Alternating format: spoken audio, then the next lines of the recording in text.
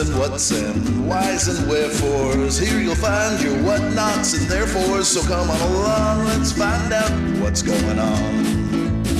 Where's and when's and who's and what's it's. No matter what your taste, you can trust it's the place where you can find all your new Disney news.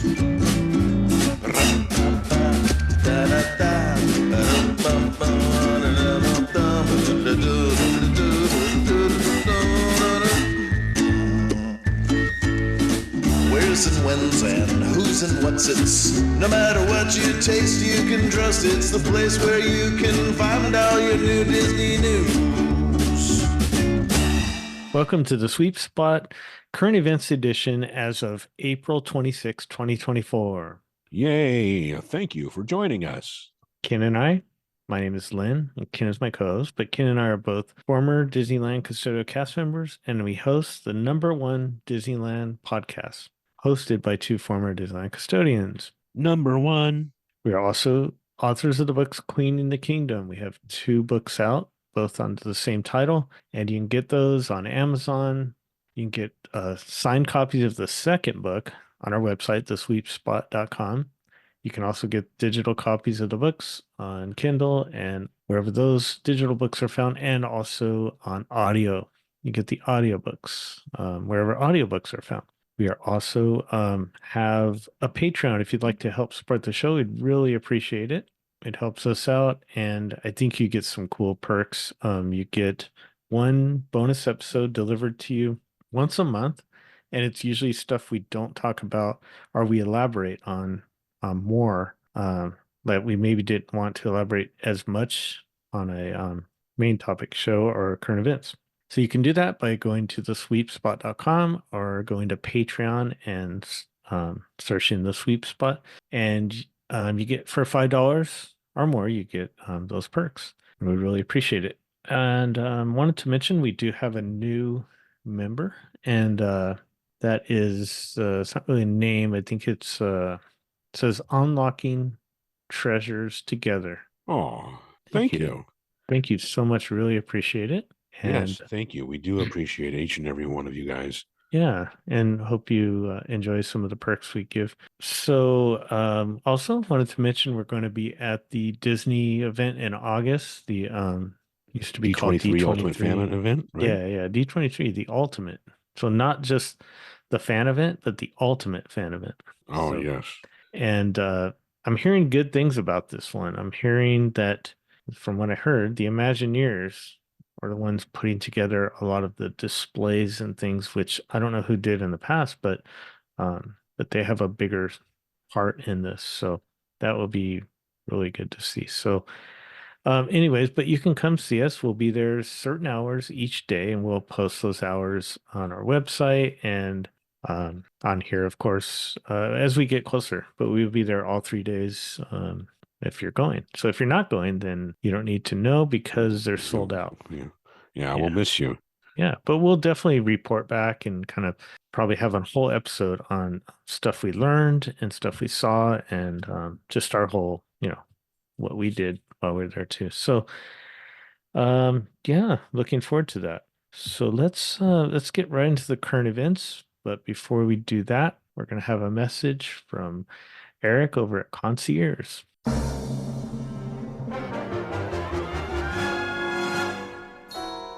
Hello everyone, this is Eric Johnson with Concierge, and welcome to the D180.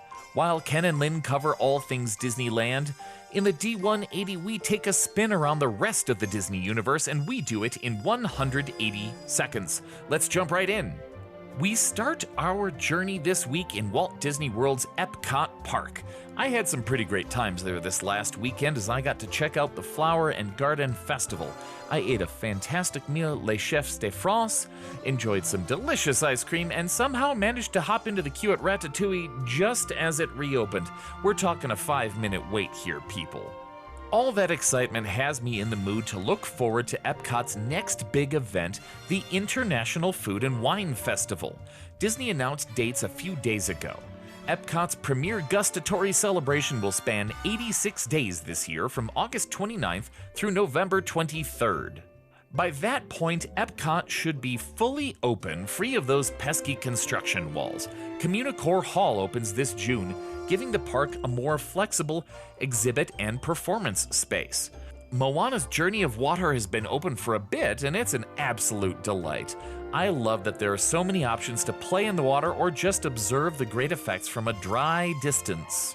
Coca-Cola's Club Cool remains open, though I didn't manage to fit that into our last trip. Yep, Epcot has a Coke-sponsored lounge with free sodas from around the world. I recommend the Beverly. Look it up, folks. Epcot's test track is going to see some renovations soon, but that's fine. It's been a few years and it really could use a makeover. Besides, there are plenty of other things to do around the park. Heading back to the Food and Wine Festival topic, let's make sure that you check out that rotating crew of bands at the Eat to the Beat series this year. I am certain there will also be plenty of fun scavenger hunts and both returning and new food options at the kiosks around the park. I know. August is such a long way off. What if you're heading to the parks soon? Say May the 4th through May 31st. Disney's Hollywood Studios and Disney Springs are loading up with some Star Wars treats for all of you aspiring Jedi, Sith, smugglers, and galactic senators. Yay! Seek out the Stormtrooper helmet popcorn bucket, you must, I'm going to regret doing that impression. Anyway, having just left the parks myself, I feel a little bit down right now. But you know what? The best cure for those post-trip blues is planning another vacation. Disney has a great deal for you. After you check out, Disney will give you a 7-day window to schedule a trip in 2025. Just for planning ahead, Disney gives you between 25 and 35% off your next trip. Our concierges love to get in touch with you after your trip anyway to see how you liked the experience and plan ahead for future adventures. Let us know if you want to come back in 2025, and we will help get those details set up and your discount secured. The only downside is counting down those days until that next trip. I hope you enjoyed our quick spin around the rest of the Disney universe. If you'd like to learn more about these Disney adventures or just have a few questions, please come on over. Visit the social media and websites of both the Sweep Spot and Concierge. Then reach out to Lynn, your personal travel planner. He looks forward to planning something special for you and your family. For Concierge, I'm Eric Johnson, and this has been your D180.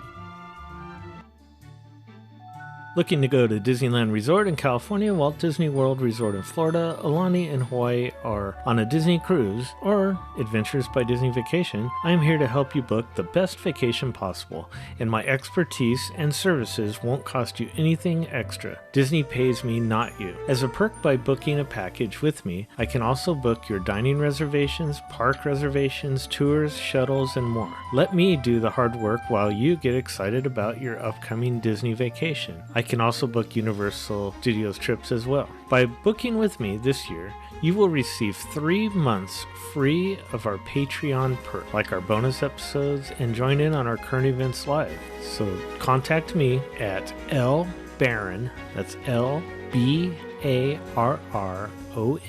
at concierge.com, that's CONCIEARS.com, or the sweepspot at gmail.com.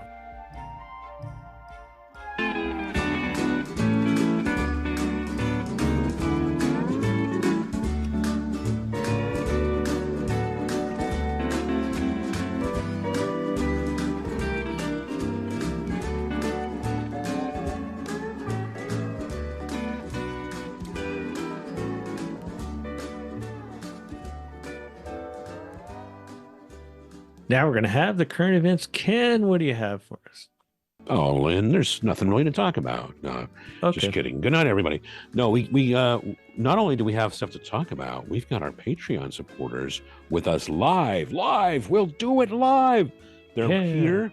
They're going to comment on what we're talking about, and we're going to add their comments to the mix here. So stay tuned, everybody. Listen closely and join us on our Patreon so you can join in next time. All right.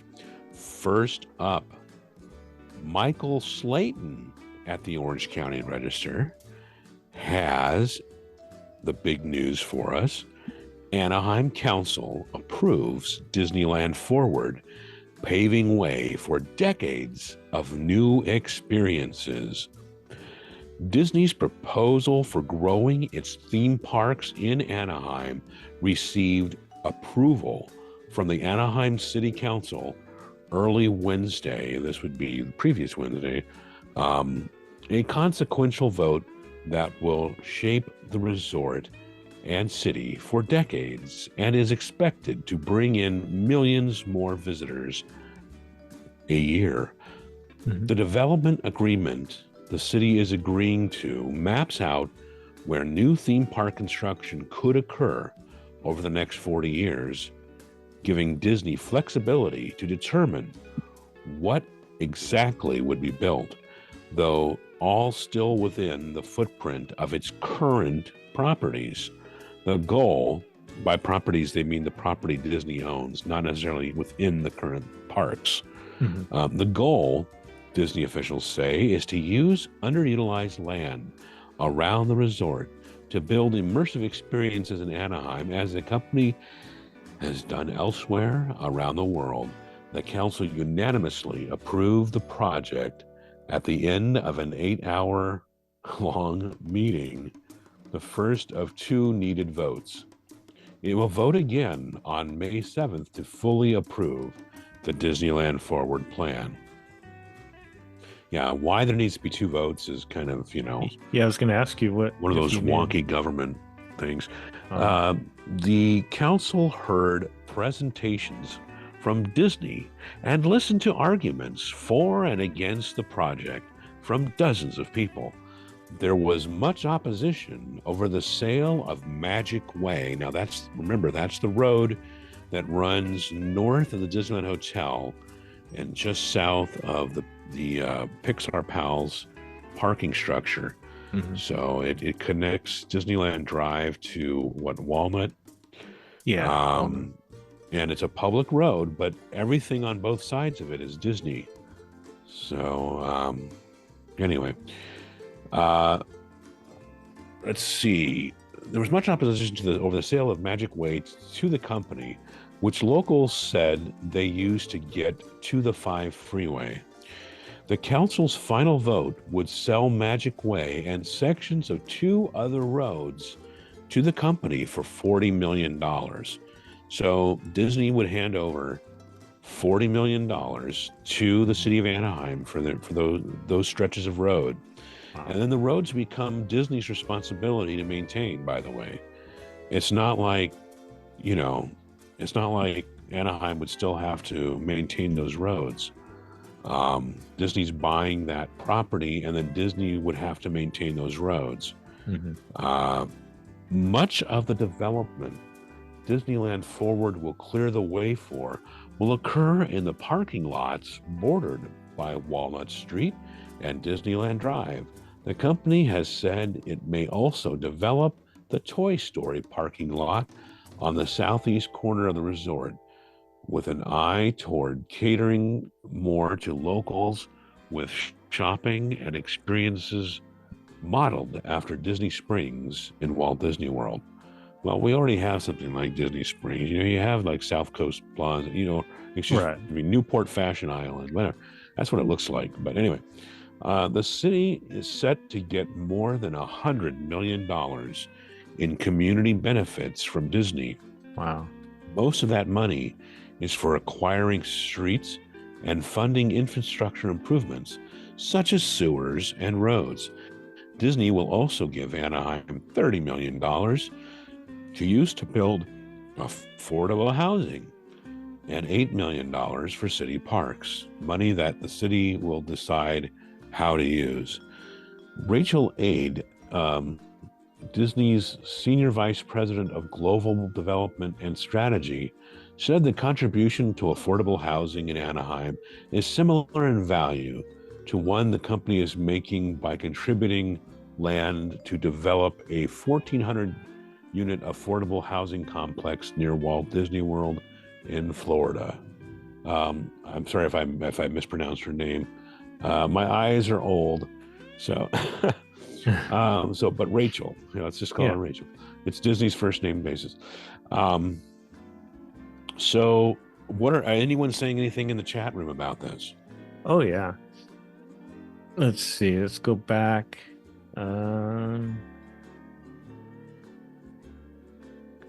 Please. He said no Avatar. Please no Avatar at Disneyland Resort.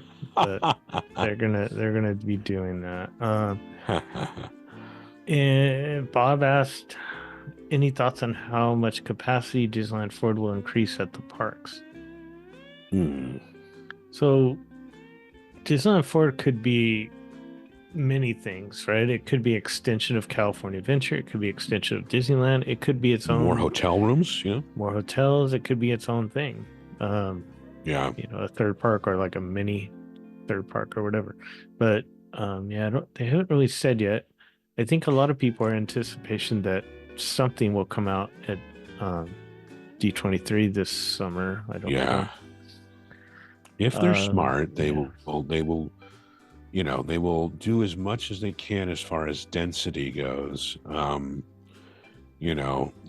Maybe some back of house stuff or delivery tunnels, stuff underground, and then multiple different things above that. You can have one level of a new building, could like the ground floor could be the restaurants or shops or whatever, and then you can actually have attractions or lodging over that. I mean, they could use existing area that is now taking up back of house, say at California Adventure, and then use that for on-stage stuff, and then move the back of house over to these areas that they're talking about. So it doesn't necessarily mean that.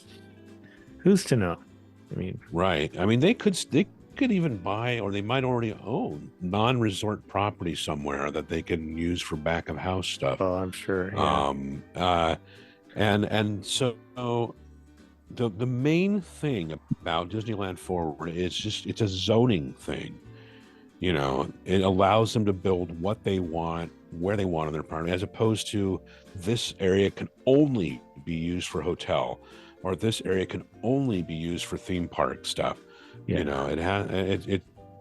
wanted the flexibility, and probably so they could do multi-use stuff. I think we're probably going to get hotel rooms. You might finally get hotel rooms that are actually in a park and that sort of thing. Yeah, I was going to say they could incorporate the Pixar plate. That was something I was thinking about the other day. I thought some of these views in the hotels that are not considered like theme park views will become theme park views, so they'll just up the prices upgrade on those rooms. Yep. So there should be some change. And again, this wasn't approving specific new projects. Those are still going to have to go back through the city channels. Permits and all that.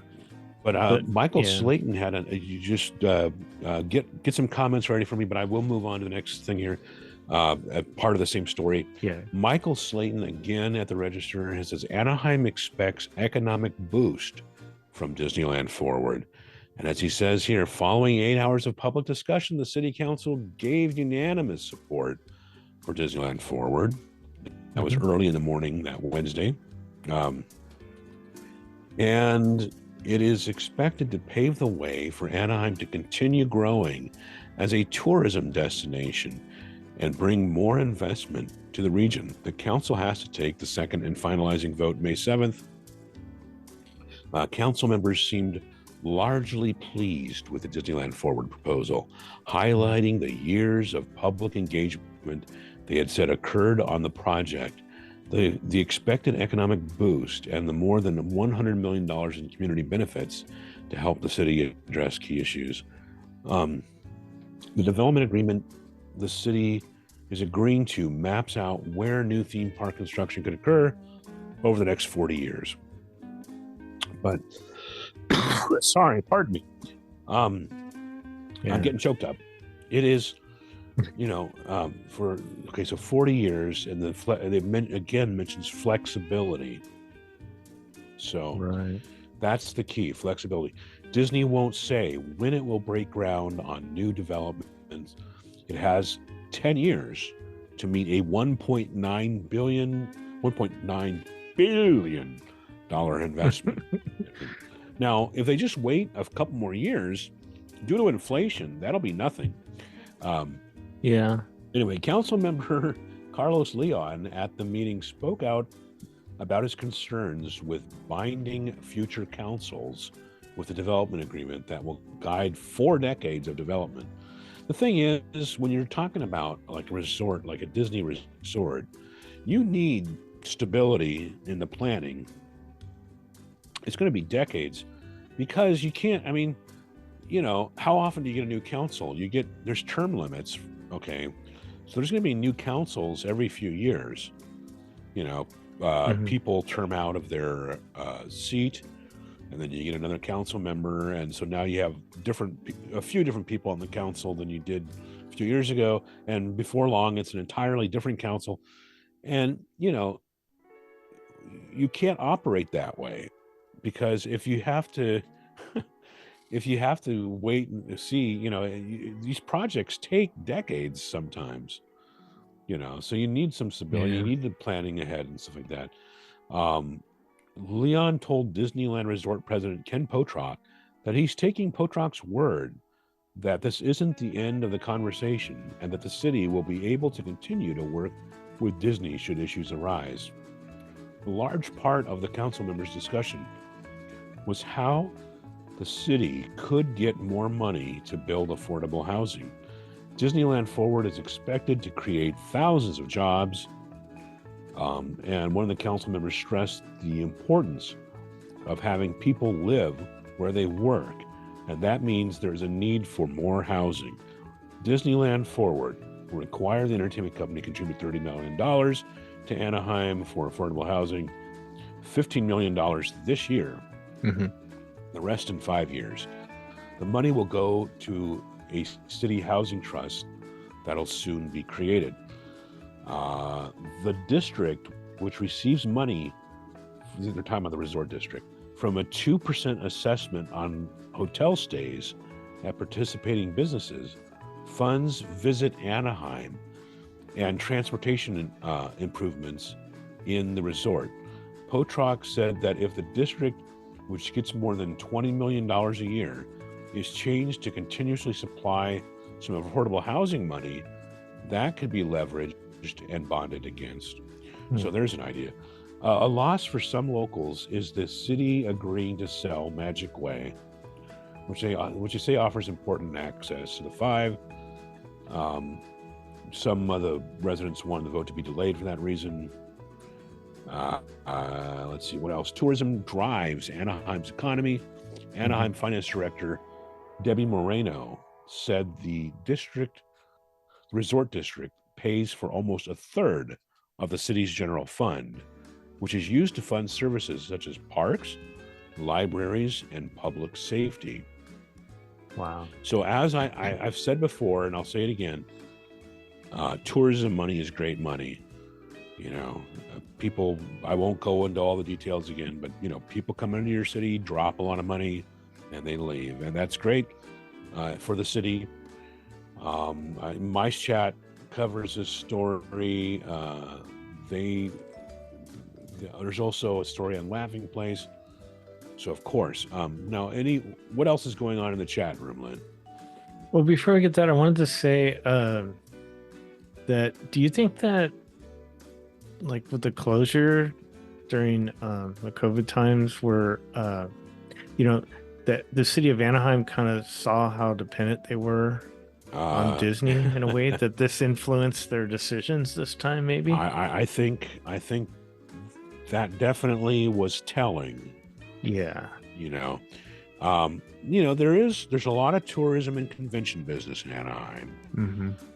You have the Honda Center, which is the hockey arena, concerts, pro wrestling, you know, all kinds of events take place there. You've got the baseball stadium. You've got the convention center, of course. And I like to say Anaheim plus any neighboring city pretty much gives you everything you need. You know, if you need a traditional type mall, you can find one in one of the neighboring cities. Yeah. There's plenty of shopping centers, but there's Anaheim has areas with a lot of manufacturing. Yeah. There's a whole bunch of different things. There's really upscale housing areas in Anaheim. Mhm. So there's a lot. And if it hadn't been for Disneyland, it probably would have been, Anaheim probably would have been very similar to a bunch of other cities that you can find along the 5 that Right. people just, they don't stick out in people's minds. They're just cities. They've got some housing, they've got some businesses, and that's Yeah. it. I don't think you would have the baseball stadium, or the Honda Center. And Not right in the middle of, pretty much middle of a residential in a way. I mean, houses well, I aren't mean, far. it would just be, Anaheim would just be another suburb of the greater Los Angeles area. Yeah. Yeah. Well, we have a lot of comments here. Trying to see here where we left off. Oh, okay. These Here are we our Patreon supporters. Yeah, and we have quite and a by the bit. way, folks, all these stories will be at our website under the current events section. So if you can click through and read the entirety for yourself. I don't think I would read all these, but it was probably 20. But let's see. Michael said 8-hour meeting. They passed it just to end the meeting. It's like a line. It's like a line for a popcorn bucket. But Bob asked, does that move the berm adjacent to Walnut Street? It could, depending on what they decide to do. I've heard a bunch of things. I've heard that they, within this passing, they had rules or whatever, restrictions on noise and how high things can be and how high thrill rides can be and all that kind of stuff. And there's a lot of specifics in that. It says and then Keith said, if Disney takes possession of these roads, there is no more right of way, correct? They can redevelop the land. That, I think the idea is that Disney could, close one end of it, for example, and use it as their private road. Used for like emergency vehicles and back of house and stuff. Yeah. Maybe I read somewhere they were going to at least keep a pedestrian walkway through there, but I don't know if that'll last. If that was just, I don't know if that was like part of the agreement, because or just the city, I don't know if the city's keeping an easement. There's these things called easements that you have. A lot of times it's for government agencies or utilities to access something. So it's like, okay, yes, you own and control that piece of property, but you've got to allow, a public walkway or whatever. This is an issue a lot of times by beaches, Right. beach access, especially in upscale beach communities. Right. Where the person buying the home doesn't actually buy the beach, but, they might want to block access to the public, and that becomes a big dispute, Yeah. Later on, Keith did mention, I'm not sure if the term is right of way or easement, and you had mentioned that. Yeah. Let's see, just trying to read. I can't read all these. There's so much going on. Patrick said, just sell Anaheim to Disney. I do think, I think I've said yeah. it before, I do think Disney, I mean, it'd be ideal, but I could see why there'd be some possible pitfalls. But I think, well, gee, wouldn't it be nice if Disney worked with Anaheim more? Like, hey, we're going to redesign some of your signs and, things like that. And, Well, they said they'd pay for some parks and things coming up. So yeah, what if maybe they they'll- actually helped out with some of the design of that? Yeah. Maybe that would make them too expensive. Yeah, maybe. Let's see what else we have here. Keith said, "Cool. I'm ready for the Abram Cafe and the Lincoln Porium. Lincoln log flume ride. Lincoln log ride. Oh, geez. Christine, the parking structure on the east side has to come before anything else. Um, Well, you would think that getting yeah, more parking would be, a priority. yeah, probably. I mean, that's what they did when they had to build the Mickey and Friends parking structure because they were building on the parking lot. But Yeah. if it doesn't come before, it'll come the same time. Because the parking structures they have now can support what they have now, what they have park-wise Yeah. now. Let's see, where are we at? Okay. Keith said, which lot will that take over? Is it cast member parking east of the Tropicana Inn? Yeah, I think that was what they were originally saying, right? That lot that Yeah. behind Harbor kind of. Between Harbor and the 5. Yeah. It's like back there, like if you take that back road to like Howard Johnson or whatever. Yeah. Yeah, Christine said, think so. Disney selling Lightning Lane to watch construction. They're going to auction off spots to watch the construction. All right, we're caught up. So All right. I mean, this is going to be an ongoing discussion that we're probably going to mention very often as more comes out, and and we'll probably find out more here. May 7th they're going to do some more, so pass some more finalized things. So we'll definitely be looking forward to that and probably talking about it on our next current events. Who knows? Maybe they're secretly buying my street, and I'll walk out my front door, and I won't be able to. I'll be trapped. No. Yeah, then you'll have to work for Disney again. Yeah. Well, speaking of parking and cars and all that sort of thing. Yeah, let's get to roadways. Let's get to this next story here. This next one is the OC Register by Brady McDonald, and it's titled Disneyland's Autopia cars to go fully electric by 2026. Yeah.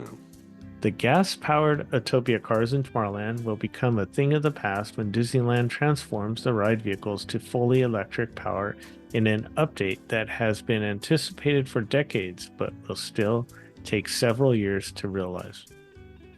Disneyland will convert Autopia from gas engines to fully electric power within 30 months, according to Disneyland officials. The timeline means Disneyland will no longer use gas engines on Autopia vehicles by fall of 2026. Closing and reopening dates have not been set for Autopia update. Wow. So I'm glad we spent time talking about this the last time, and then they come out and go, yeah, we're going to do this. Yeah, I mean, a lot of people are saying, yeah, they're just saying it. They don't have a date. So then I think that's why they kind of threw in that date, because they were very broad. Yeah. Well, last time they thought maybe it was going to be hybrid or, Oh, yeah. When we talked about this, there was still the question of, is it going to be hybrid or fully electric? So this time, the big news is that it's going to be fully electric, apparently. It's not going to be the same attraction. I mean, the noise and the smell is what makes Autopia. They should make it smell like those Tyco cars or whatever. Those tracks you would put together as a kid, and yeah, the slot car. Yeah, and you had those, triggers that would make them go, and they had a distinctive smell to them. They should make it smell like that. Well, I hope the cars do make some sort of. I mean, it's going to be really quiet in that area. Just, I don't know, be a little odd, just because we're so used to that. All right. Well, yeah, you'll just hear the tick-tock from the Small World clock. I wonder if Honda will still be the sponsor. Are they? I think I saw. Are they working on the car with Sony? Oh, is it? I don't know. I think I think it's Honda that's working on, or maybe I'm confusing it with one of the other Japanese companies, but they're working on an electric vehicle with Sony, I think. So there's people who know for sure who are screaming right now, and I can't hear them, but yeah. So and what I wonder, do our Patreon supporters have anything to say about the Utopia? Yeah, Bob said a fleet of tiny Teslas. They will need fake Utopia sounds. Christine said it will be too quiet there. Yeah, that's what I was saying. It's going to be quiet there. Too quiet. John said, I think Utopia will go away. I don't think it will if they're going to do this, because that's going to be a lot of money to convert those or make new ones or whatever they're doing. I don't see. I mean, that when we heard that news, I thought, oh, because it's always the rumor, like, oh, they should get rid of Utopia and put in Tron. You know, they all these different things, right? And subs in Utopia. That's a lot of room right there. And I agreed it is, but I think once this announcement came out, it kind of cemented at least that right in for, I don't know, what do you think? At least another 10 years. But well, how much work? Well, let's if they could actually. They could build like something, an extension of Cars Land. Like the thing is, would it be too redundant? You have to wonder. But if depending on how much work it would take to make it electric, because maybe it's just converting the cars themselves. But maybe I need to do something to the track. And if you need to do something to the track, then you know maybe you just build a whole new Utopia elsewhere, right, like DCA or something, and then so I don't know, we'll have to see what actually happens. See if we have any more comments about that subject. John, so much space to do something good there. Utopia is good.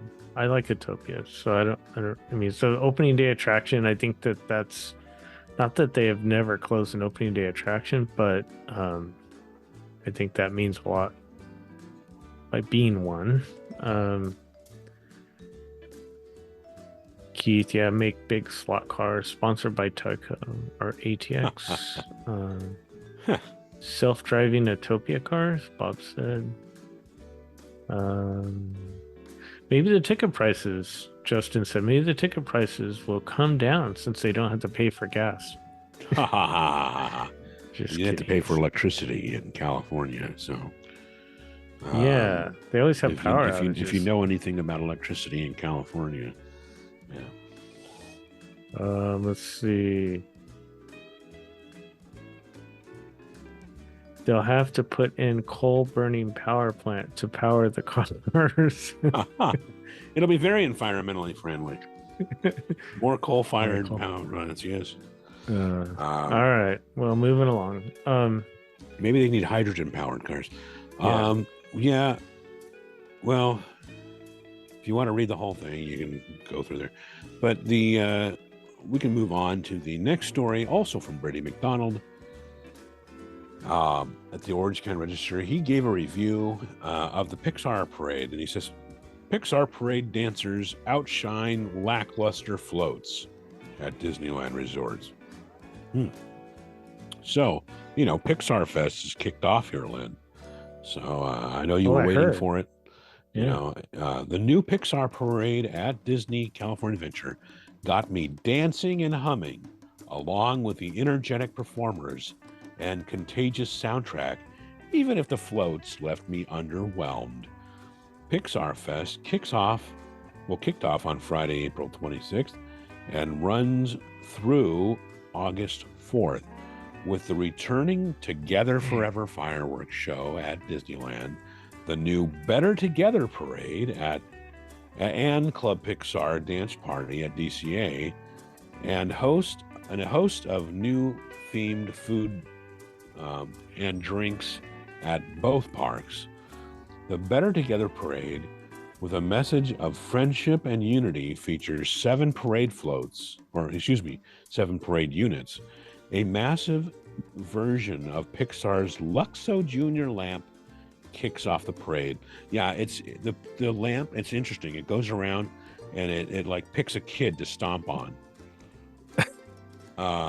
and flatten like the eye. No, I'm sorry. That doesn't actually happen, believe it or not. Overall, the street performers outshine the floats laden with Pixar characters at every stage of the parade. And he goes on to like give a pretty detailed description of everything. And he says the storyline with each parade float picks up just after each movie ends and applies a message from every film. The turning red float takes parade goers to a 4-foot town boy band concert or whatever. Yeah. Oh, yeah. Am I misreading that? It's a 4-town boy band concert. Okay. Oh, it's from the movie. I didn't see the movie. All right, I'm Going sorry. Red or whatever. Yeah, Gone. Sea creatures and humans hang out together on the Luca float. Soul pianist Joe Gardner's middle school students play a musical salute to him in a Mr. Holland's Opus moment. Oh, that's nice. So, yeah, Brady liked the performers better. And Mice Chat has from Dusty Sage a story called Pixar Fest Arrives at Disneyland, your guide to adventure. So you can go to Mice Chat and get like the complete lowdown on all the Pixar Fest stuff. I'm wondering if anybody in the chat room has checked out the Pixar stuff in the initial hours of it being available. No, but I don't. Maybe it's just me, but I'm not super excited about this Pixar Fest. I mean, not that I don't enjoy some of the Pixar movies, but I don't know if it's just kind of a placeholder. It does strike me. I mean, because I know there's theories that the movies all take place in the same universe, but you know, the movies are different subjects. It's like, you know, we're going to have the 20th Century Studios, you know, fest or whatever. And, you know, hey, here's the Planet of the Apes float, and here's the. You know. Yeah, I don't know. It's fine, I guess. I mean, I don't know. It's good. I was gonna say it seems like it fits more at California Adventure, but I mean, there are some Pixar attractions in Tomorrowland. 2. Yeah, 2. Yeah. So it's fine. It's just I just remember summers being like the classic time. Like it was, I mean, I'm just probably just too old, but I'm just saying, remember the times that they had the America, what was the firework fantasy in the sky? Yeah. And then they had the electrical parade, and I'm not saying they should do that, but and they added Phantasmic yeah, it was just kind of a classic time to go. I don't know. They don't need this to draw more people. Summer was different by virtue of those things, because they didn't run fireworks year round back then. Right. And then the hours, you know, being able to go on a Wednesday and stay till midnight or 1 a.m. You know, yeah, it was a different time, a simpler time. They were simpler. Oh yeah, Keith. So Keith said, I feel like Disneyland Resort is phoning it in with Pixar Fest. How is it different from Festival of Holidays, Lunar New Year, or Food and Wine? It does have a ton more food offerings this time, Christine said. True. I think it is also a good time for them to any special events or things like this is a good time for them to bring in new food offerings. Yeah, definitely. And a lot of people that are especially Magic key holders, people that go there often, enjoy that because, you know, different food items. But for me, even me, yeah, I go couple times a year or more. But I always still like to eat the stuff that I like and don't really try the new stuff too much. That, and I don't want to waste my money. What if I don't like it? It's expensive. So, Yeah. that's just my thinking. But if I hear enough about one thing like that's new, then I might try it. Like those little cookies that are over at across from the mansion. Yeah, those are good. I enjoyed those. I mean, it's something different that Disney had, but Yeah. anyhow. All right. Let's see. What do we have next? Okay. It's from the OC Register, Brady McDonald. Have Disneyland Magic Key prices finally outpaced demand? Wow, wouldn't that be something? Sales of all 4 tiers of Magic Key annual passes went on sale March 5th, and 6 weeks later, the 3 most expensive tiers are still available. The lowest priced Imagine Key, available only to Southern California residents, sold out in less than 9 hours. Wow. They should make more. No. Disneyland raised Magic Key prices in October to... Wow, is it really that much? Okay, Magic Key prices to... I didn't know how much the most expensive one was because I don't need it. But yeah. Anyways, to $1,649 for the Inspire Key. The Believe Key is $1,249. The Enchant Key is $849, and the Imagine Key was $499. Complaints about Disneyland annual passes are common on social media, from parking costs, ride breakdowns, to food quality, customer service, but Magic Key price increases tend to be proverbial nail in the coffin for annual pass holders on the fence about renewing. Yeah. People drop off. Yeah, well, people get it's just too outpriced, much, right? Yeah. Or things change. They just, especially, I know a lot of Magic Key holders that don't live in the area, that live in Utah, Arizona, or even Northern California. Yeah. Because they, if you do the math and this year I'm probably going to be going this many, and that's kind of why I did it, because I knew this year I was going to go more with D23 and all that. And I have special trips coming up planned. So I kind of did the math. I thought, wow, it makes a lot of sense to do that. So, well, yeah. I mean, some of us remember. See, the thing is, when you see those prices, and some of us remember when they were $100 and included parking. Yeah. Now, granted, it was $100. All it got you admission during regular hours, and that was it, and parking, and you would get like a quarterly publicity newsletter, but that was it. No special parties, no special merchandise, no discounts, nothing like that. But there were no blockout dates. It was just, and when you think $100, you go, yes, there's been inflation, but compare that to 1,600, Well, yeah, you could follow inflation, right? And go from 19, whenever that was, to, I mean, I think late 1980s, the last one I paid for, because I actually bought one the year I hired. It was only like 2 months old. The one I bought just before I hired in 98. And I'm trying to think what that was. I think it was like 159 or something like that. It wasn't that much, 149. It was like around in that price. Yeah. And I remember thinking that was expensive, but if you were to follow the inflation and what the prices should be if they were to stay with inflation rates over the years, I'm sure it would have been lower than what they are. But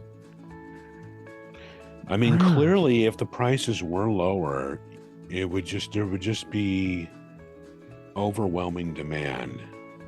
I mean, being a Disneyland annual pass holder used to be kind of a rare thing. Around now, I listen to different local radio stations, and it seems like there's always at least some of the staff there that mention they have annual passes, Yeah. you know, or magic keys to, you know. But Yeah. it's like, you used to never hear people talk about it like that, you know, but now everybody's got them, you know. It seems like, except the people, the you know, there are people who fall off and say it's just too much.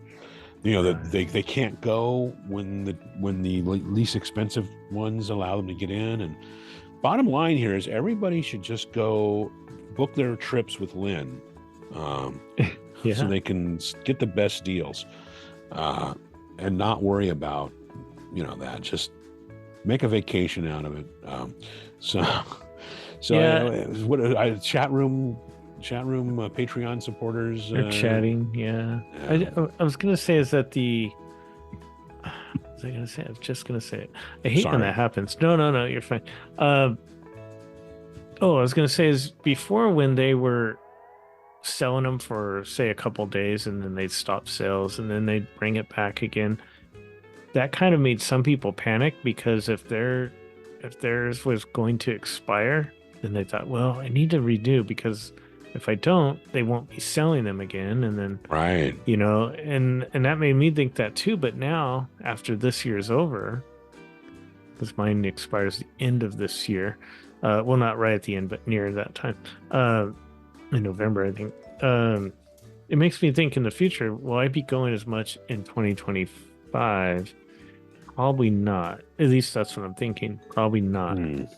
So I'll have to, but, you know, if I think I'd be giving up my spot and I won't be able to get it back, then I don't know. So that maybe some people did. All right, let's see what the. I mean, they're for the price of anything, there's a tipping point. You know, any economist will tell you that. The key for many companies is finding out what that tipping point is, and not crossing it. Yeah. Because once you cross it, and if there's a huge fall off, it's like, oops, now what do we do? You know? Yeah, I think they kind of did that, and then they pulled back. So, you know, and typically the prices go up before the end of the year again. What is it? Usually like around in October or something. So I don't think they need to, but they probably will.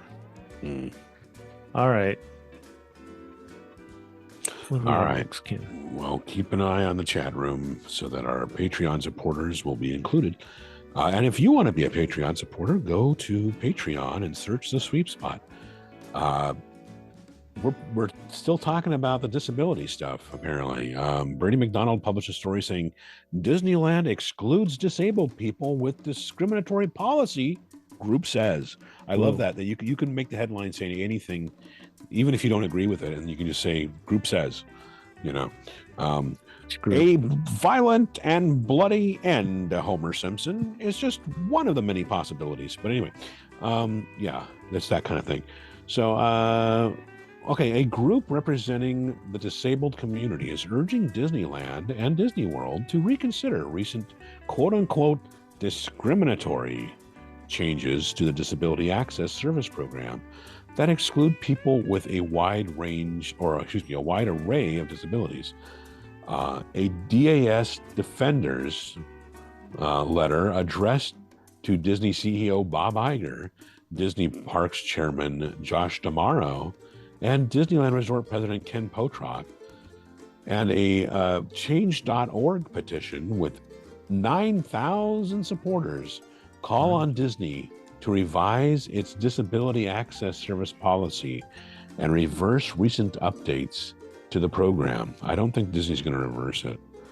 But as the story says, in early April, the Disneyland and Walt Disney World Resorts updated the disability access service programs to limit assistance to only theme park visitors with developmental disabilities like autism and other neurodivergent disorders. Here's a quote.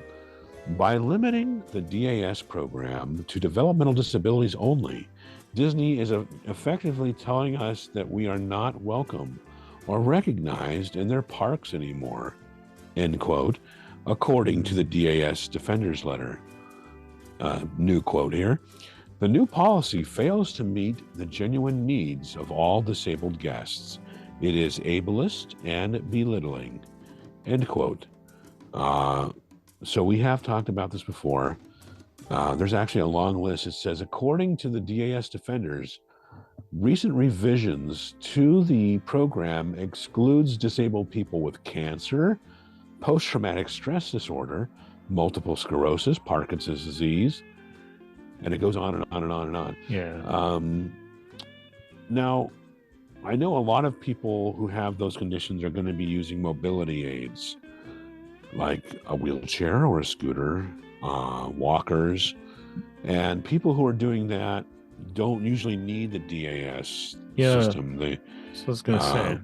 Now, of course, what I'm sure they would say is not everybody who has these issues is going to use a mobility aid. So that is true. I mean, I can see any change is going to be met with resistance, and any change to a policy like that. Disney is dealing with a very difficult situation. I mean, I've seen it because we, of course, at Disneyland, we use the later return times. They don't need those on the DCA side, but you'll see there'll be a line of people using the alternate thing. And, the alternate boarding area for on the DCA side for Radiator Springs racers. They do that thing where they do it too with the Spider-Man thing. They pull a vehicle off to the side to make it, you can load in there without having to be in a hurry. You need extra assistance getting in or out of the vehicle. And there'll sometimes be a significant line for that because there's so many people who need it. It's a very difficult situation for Disney to be in. Well, they're trying to balance that with lightning lanes and Genie pluses and all that stuff. Yeah. So it's really, and then Disney hasn't been really specific. They did say what you said here, limit assistance to only theme park visitors with developmental disabilities such as autism and other neurodivergent. But we don't know how this is going to go when it comes out. Like, I think there's a lot of conclusions drawn before it's actually happened, I don't know. That's the feeling I get. Disney goes above and beyond. I mean, there's certain things you have to do by law, but Disney really does go above and beyond. I can say that, having seen it for myself. And I'm sure the reason they announced this and then, it's not going to go into effect. When did it say? It's coming into effect. It's not in effect yet. I think it comes into effect in June. Yeah. So the reason they waited, they didn't say effective immediately, is because they want to hear. I think they want to hear some of the feedback because they are always trying to please and accommodate the guests, and I think they will take some of these into consideration. Now they can't just let anyone do. I think that's what you're saying is they need to funnel. What am I trying to say? You can't just allow everyone that wants to have it. They have to have some sort of restrictions, right? Right. Because just otherwise the line will be simply not wanting to wait in line. It's not a, and again, it's not like you avoid waiting entirely. A lot of times what it is you're given you're going to do some waiting, but who wants to stand around in a slow moving line? Nobody, but there's, people saying, look, I have reasons I just can't endure that beyond a patience issue, but the thing is, there are people who've abused the system. There are. Yeah. I mean, there are people that definitely need it. And then I feel like there's some people that maybe abuse it or just, I don't know, what do you want to say, milk it or whatever. I mean, you have to wait in lines everywhere in life, but Disney does try to help, the grocery stores and things. But I think Disney is trying to do their best to balance everything, because there was one time where we were there and my wife had her scooter and we were doing the Thunder Mountain one because She has a hard time with stairs sometimes, and so there are stairs on that one. Some of them doesn't matter, but there's stairs on that one.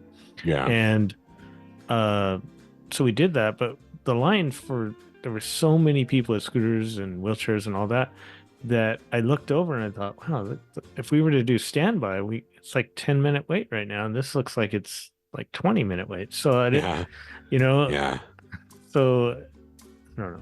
So I think they're trying to balance it all, and then also people are paying for Genie Plus, so they're also. I know they've had a lot of complaints about the return wait times for those. Right. So I think they're trying to please everyone, and I don't think they'll ever will, but I think they're doing their best they can. But, right. And I'm one to be honest, and I don't always stick up for Disney. I think that what the sweet spot is good for, because we try to be honest and give our opinions, but I do think that they are trying. Yeah. So I have some comments here. Oh boy. Michael Parks said, my wife needs Daz and is opting out of our upcoming Disneyland trip. They really don't understand individual needs. Yeah. Kim said, I was temporarily disabled, broken tailbone, and Knott's wouldn't let me use a mobility aid. Christine, it would be so much easier to require a doctor's note, then there would be much less fakers. Yeah. I don't know if they can. Maybe. But that's why they're using that outside service, right? Because then that outside service. Say, oh, well, it's not us. It's this outside service. And that's because think about what you've been asking the people at City Hall and the Disneyland side to do. You've been asking them to be experts in what people can handle and what they can't, and if they're telling the truth and if they're not. I mean, they're not doctors, they're not detectives. They're there as customer service, and so have this other company handle it. Right. Michael is saying in response to that, getting a doctor note requires an appointment, which has a copay. Right. Yep. That's part of the issue, I'm sure. Yeah. There must be a way. I think, like I said, this isn't over yet. There's no perfect solution to this. There isn't, And yes, Disney does have more pressure on it because they've been selling front of the line access. So that's part of the issue too. And, there's a lot of people who swear by that and say it's what Disney should do. And, well, Michael, I think that maybe just wait. I don't know. I don't know the situation, but I just don't think Disney's really done with this. I think that they're kind of hearing what people are saying, and they're going to kind of try to come up with a medium here, but I don't know. I mean, it's up to you guys. You can cancel, but I would wait, because you don't know. I mean, they might be able to accommodate, and she'll have the desk. So, we'll see. But, and part of it, I know this is taking a long time already. No, it's fine. But part of it, I have to say this because I know this stuff now because of a certain work I do. There's demographics involved in this. The median age of the population is shifting older,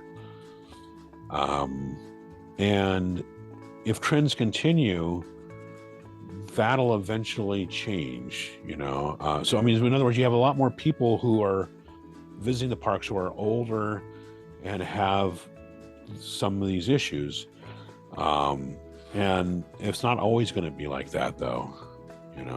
Right. I would like it. I mean, I don't want anybody to pass away, but I'm just saying that's the demographic factor at work there. Yeah. Well, this will be an ongoing thing. So Christine said the new policy starts at Disney World in May, so maybe it will get tweaked for us. So Yeah. We'll see. We'll definitely keep you up to date as far as everything we know on that. All Well, right. speaking of that, we don't want more people to get to need special assistance by having lampposts fall on them, right? No. Good lead in.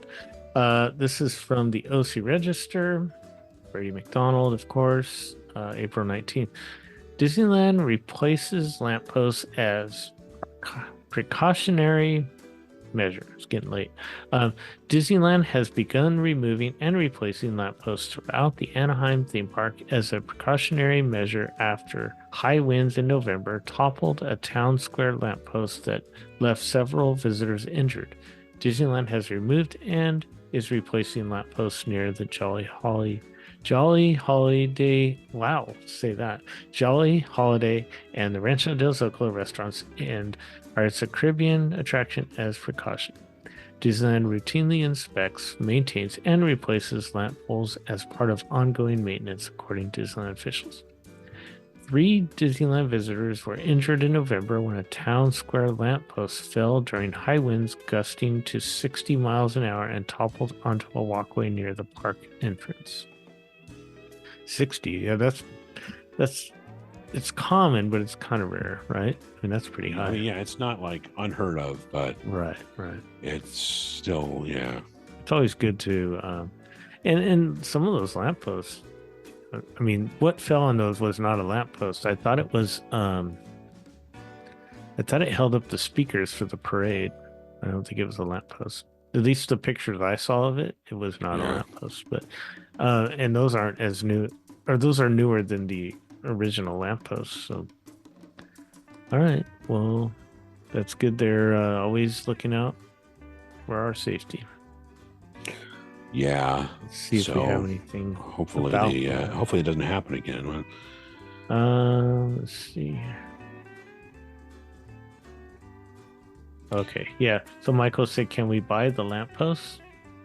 I'm sure they'll be auctioned off. On Well, eBay, anything that fell over is going to be in evidence if it clobbered somebody.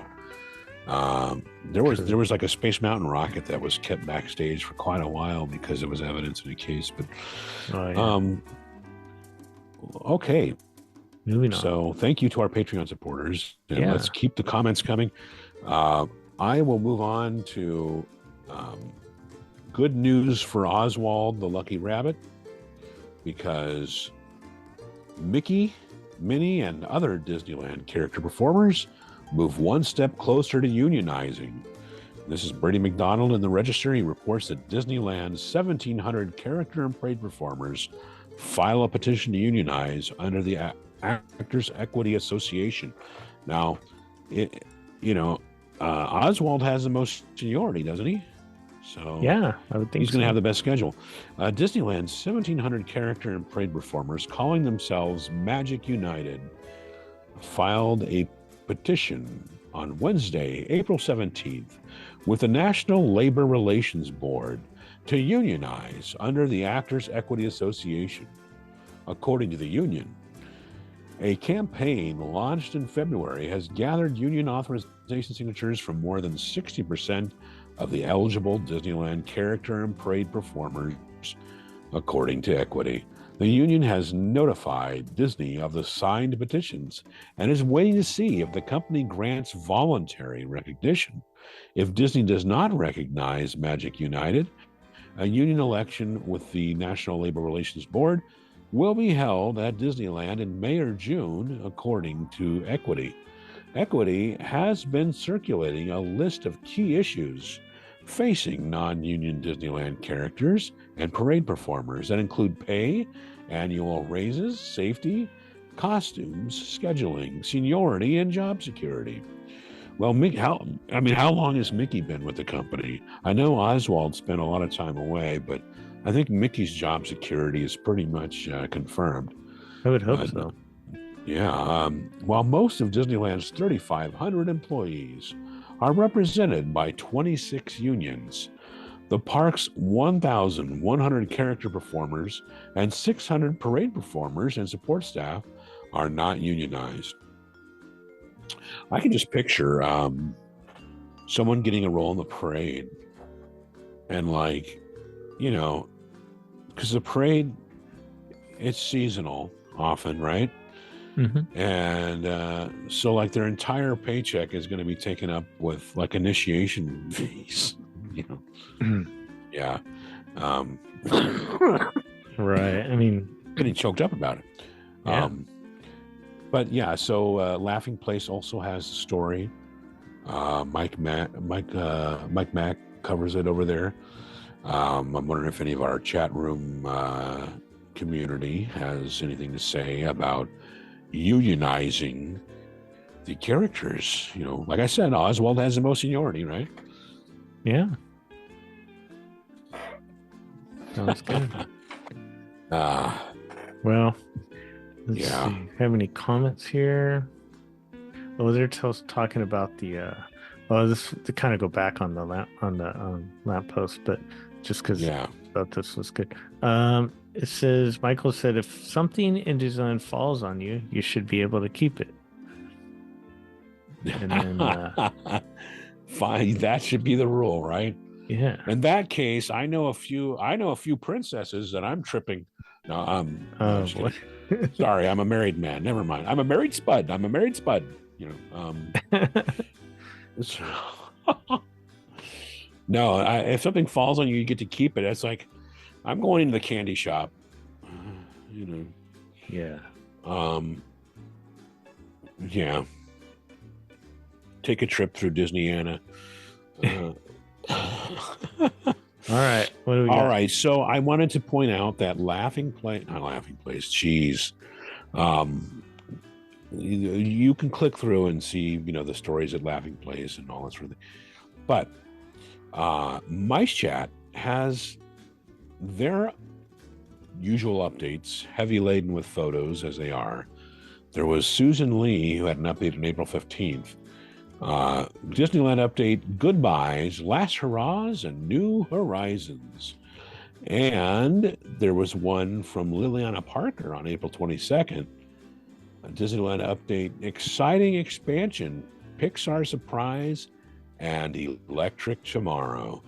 So, you know, as always, you can click through, get the full thing if you want. It'll all be in at the current events portion of our website. And now it's time for refurb information from Lynn and whatever other comments we have going on in the chat room. All right, let's go into refurb. So, of course, we know the Haunted Mansion is down, and we don't know a return date. A lot of speculation, and Disney had kind of mentioned that it will be there for the Halloween season, which starts earlier this year, I think near the end of August. So, who's to know? I noticed that a lot of photos, I watch David over at Fresh Baked, and he does a lot of good construction videos. And when I was there, a couple weeks ago, so they still have cranes. It looks like they're just parked out there where they dug up the old queue. There's still dirt there. Like there's no building yet. It's still tearing. So I don't know if they hit something. Well, they may have hit something, but something seems to have stalled that, at least according to some of the videos and photos I've seen recently. You know, we've continued to have rainy weather, so maybe that's it too. So hopefully they're on a good timeline and they're going to be done in time. I mean, there was some hope that they might be open this summer, but I mean that's approaching soon. So, Mr. Lincoln is down. No return date yet. He better return. No. Redwood Creek Challenge Trail. I don't know what they're doing over there, but that's been down a while. So maybe they're chopping down the redwoods. Oh, better not. Okay. Turning them into decks. You know, I don't know. Utopia cars. Okay. Matterhorn bobsleds are down and reopen April 29th. So just a few more days. And oh wait, no, they're down on April 29th, and they'll be back open on May 3rd. Sorry. So from April 29th to May 3rd, they'll be down. May 1st, all of Critter Country, including Winnie the Pooh, will be closing indefinitely, right? Because we don't know when. I assume when Tiana's Palace, or Tiana's Bayou Adventure, when that opens, I imagine it'll all open together. I don't know. Well, Tiana's Bayou Adventure is TBA. TBA? TBA. Yes, TBA. Tiana's Bayou Adventure. Yeah. That's TBA. So we don't know when that'll open because it's TBA. Oh, I get it. Okay. Yes. Well, that's all I have. But yeah, hopefully that won't be closed too long. I like Critter Country. It's one of my favorite areas to walk through. Yeah. All right. Well, that's all I have. Let me see if there's any comments about anything. And I will say, as you're reviewing those, you can join our Patreon, and you too can join our recording session once a month, so you can contribute your thoughts to the discussion. That's right. All right. Well, we don't really have any new comments about what we just spoke about. But just wanted to thank everyone that's in the chat room for coming on. We really appreciate it. We had a good showing this week. And if you are one of our Patreons and you haven't yet been to one of our chats, we'd love to see you there. And I mean, it seems like a good time, and I enjoy reading some of the comments. So you can join in there. Like Ken said, you can join our Patreon by going to our website and looking for the Patreon link, or go to Patreon and search the Sweep Spot. Ken, do you have anything you want to say? I just want to say, spread the word. We do these programs every 2 weeks or so, usually. Mm-hmm. But the alternating weeks, we release a main topic episode, which, we usually talk about a specific topic. We talk with a specific person, maybe something historical about the resort. And you want to catch those because you'll hear perspectives you've never heard before. And then, of course, we do keep you updated on what's happening now with these current event episodes. So subscribe if you haven't already, or subscribe to us in a different place. I mean, it's no problem having multiple subscriptions to the podcast. And do comment and give reviews, especially at Apple Podcasts on the Sweep Spot, and tell a friend we're here. Check our website for the merchandise. We've got some really great merchandise there for the Disney or theme park fan in your life. Great. All right. Well, thank you everyone for listening, and we'll talk with you next time.